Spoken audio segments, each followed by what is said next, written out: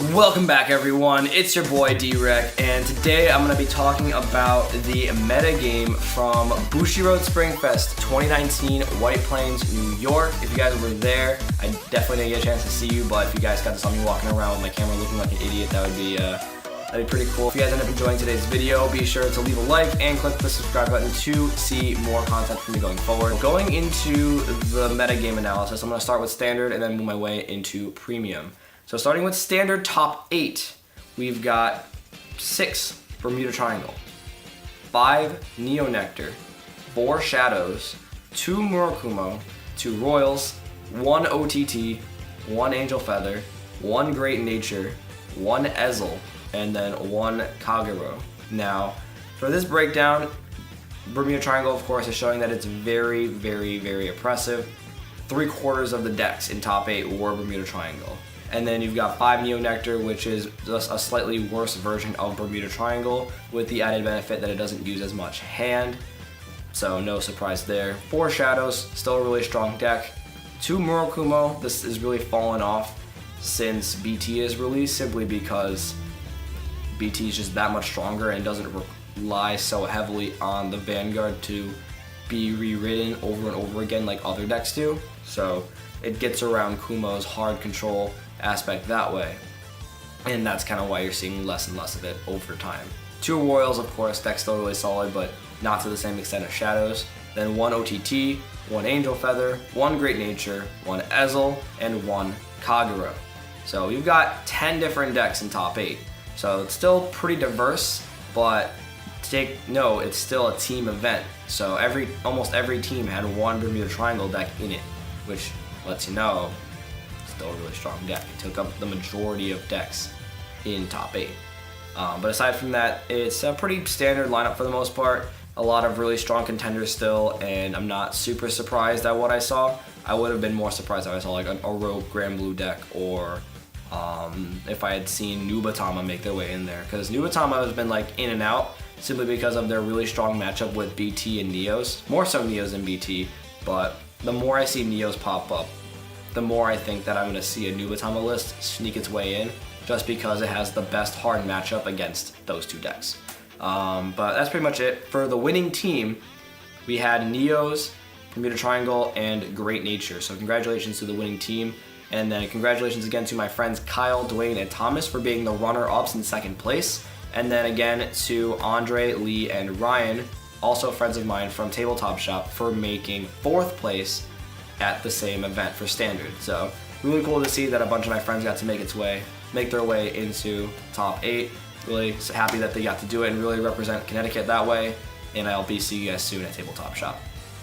Moving into the premium side of the meta analysis, we had 5 Nubatama, 3 Ezel, 2 Anj, 2 Pale Moon Loop, 2 Deleter Messiah, 2 ZTB, 1 OTT Geese, 1 Musketeer, 1 Great Nature, 1 Luard, 1 Angel Feather, I'm not sure if it was the Geese or the Ultima build, 1 Grand Blue, 1 Ichi Tom, and 1 Genesis deck. Now this just screams diversity. We've got 14 different types of decks in top 8, which is pretty bonkers. Of course, Nubatama is still very well shown in top 8. 5 of the 8 teams, of course, featuring Nubatama, so that's something that you have to think about. Again, it is a team event, so if more people could play it, they probably would. But it's still a really good, diverse metagame here. So the Nubatama, of course, is the discard turbo build. That's your standard build there. It's very, very strong.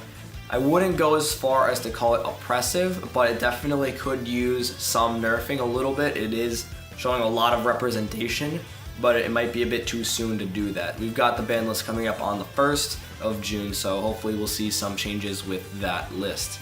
And then we've got 3 Ezel. Criff Starter still makes the deck accelerate very, very quickly, and any good player will know when and when not to use it. If you're playing against, say, Deleter Messiah, you know they're playing Gaian, so you're not going to use the Forerunner build. You're going to leave it in Soul, and then you're going to use Ezel's hard skill to re-ride and then do the 1 drive check instead of doing the whole Gareth and Bowman combo. So, and then of course we've got 2 Anj. Now 2 Anj Still a really solid deck. You're playing the Riviere backup engine for the ride up to grade 3 and then striding while your opponent's at 1. But it is, again, a high reward deck. You still have to see that backup grade 3 for Riviere to get that whole combo off. And then after that, you're just going on. They still have the best G guard in the game, with Ellie being the G guard. And then 2 Pale Moon Loop. That deck has been showing more and more consistency over time, simply because people are figuring out how the loop works. And it still loses to hard control.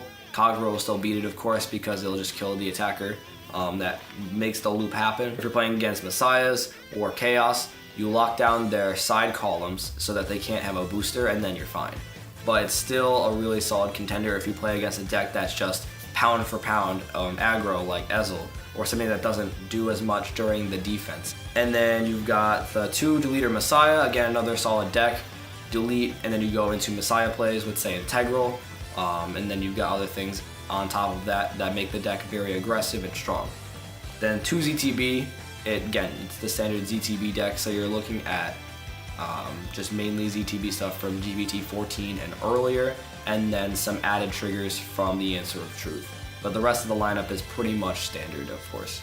And then 1 OTT Geese. Super oppressive, needs to get banned right away. There's like no question about it. Deck is too strong, it needs to get nerfed so hard. That's why it wasn't one of in top 8. So then after that, we've got 1 Musketeer. That took me by surprise. I got to sit down with the team during deck checks before top 8 started, and I got to talk with them about what their thoughts were about playing Musketeers, and they were like, no one's gonna see it coming. It functions the same way it does in standard for the most part, with the exception of you're just accelerating certain plays because you've got access to strides that let you accelerate, and then greater defensive options with the G Guardians that the clan has. So really cool to see a rogue deck like Musketeers make their way into top 8. And then after that, 1 Great Nature, of course, is the standard build with Leopold as your main ride, and then you've got cards like Rhinoceros for the guard restrict, and then if you want to play Amazing Professor Big Belly, you've got that for the alternate option to restanding a rear guard like Crayon Tiger. And then next we've got Luard. I was happy to see the Luard build. It was playing both Fall and Heart, which made me happy because as you know, if you've watched any of my deck profiles, I prefer Heart over Fall, simply because of resource management consistency. I think it's much better.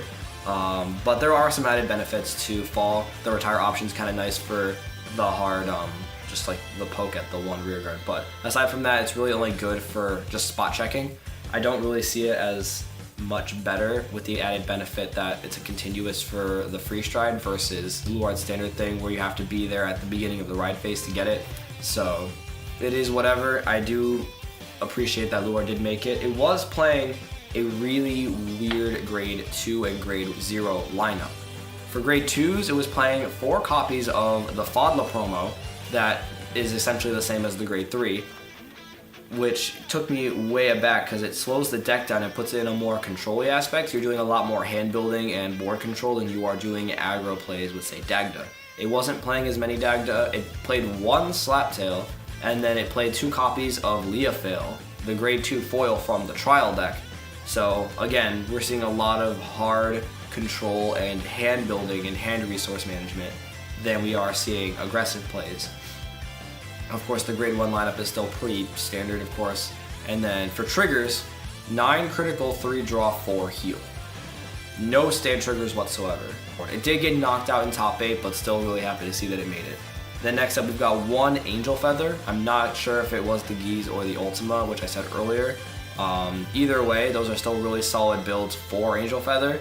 The Ultima build, as you've seen in Different Fights video, is very aggressive, and then Geese, of course, has history of being really good, so either or build is really solid for premium meta, so makes sense. And then 1 Grand Blue. Now, it's very much a basic Grand Blue premium deck. It's like half and half, premium and standard stuff, so you've got the extra added support from standard with the OG build from premium, and you've got your Night Rose mixed in there, which makes it a really solid contender. But still a really big surprise deck, considering that it just shows it hasn't held much weight on its own. So I guess because it's a team event, it makes it easier for rogue decks to kind of just sneak their way in but still really cool to see them make it in and just represent Premium more than we've been seeing in the past. And then we've got one Ichi-Tom. Of course, no tournament would be complete without seeing one Ichi-Tom build, simply because everyone knows it exists, and if you can get it off, great. It had to happen at least once.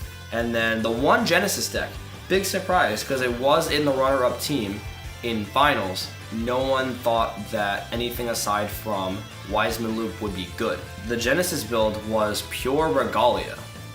No one saw that coming. That was really cool to see, though.